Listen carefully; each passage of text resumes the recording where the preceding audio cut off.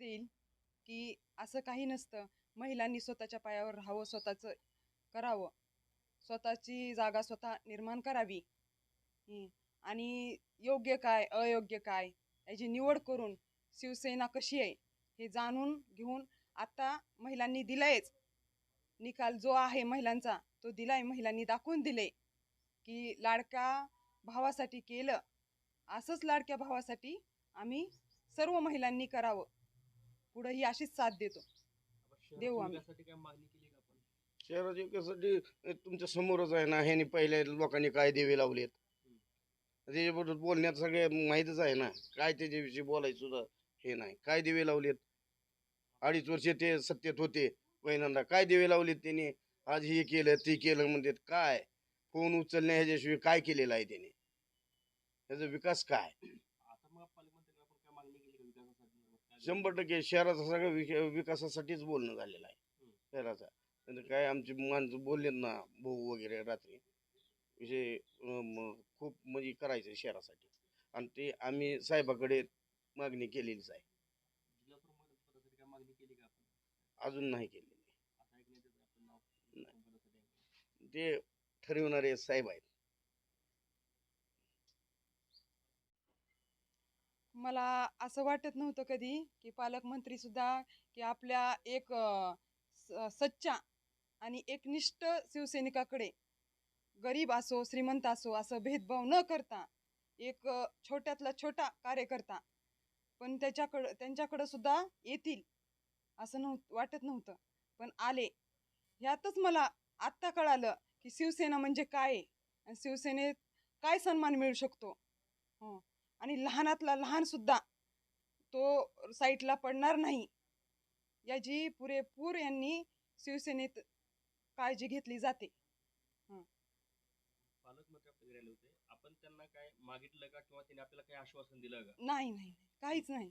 मी काही मागण्यासाठी किंवा काहीच नाही.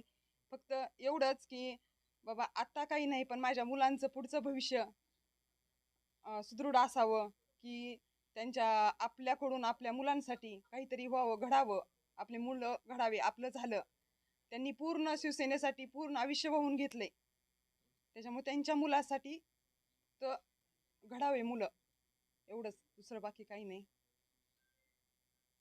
पालकमंत्री होते आपल्याकडे, त्याचा भेटवस्तू घेऊन आले होते, नेमकं काय विषय आहे तो आणि काय सांगाल आपण?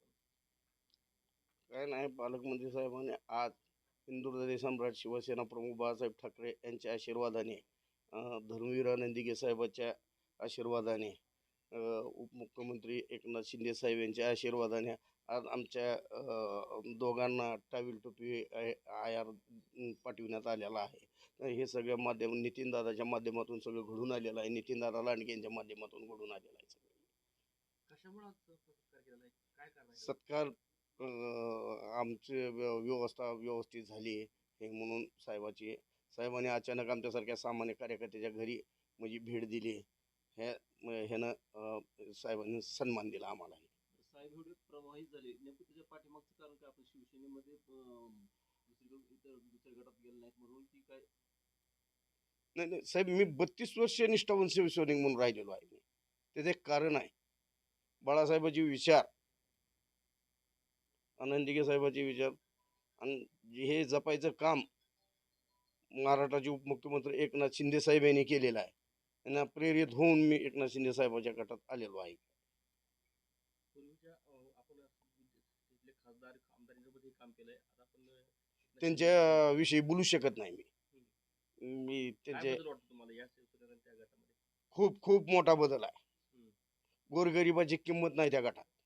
माझ्यासारख्या सैनिकाची किंमत नाही तिथं. आज ही सन्मान दिला ना, ही फक्त एकनाथ शिंदे साहेबच करू शकतात, दुसरं कोणी करू शकत नाही. हा सन्मान लय मोठा आहे माझ्यासाठी, एक सामान्य शिवसैनिकासाठी. काय भावना आहेत तुमच्या? काय नाही, सरनाईक साहेबांनी एवढं मोठं आम्हाला केलं आज, म्हणजे ह्याच्यात काय विशेष राहिला ना. आणि याचं माध्यमच फक्त नितीनदादा लांडगे साहेब यांच्या माध्यमातून सगळा विषय झालेला आहे. मला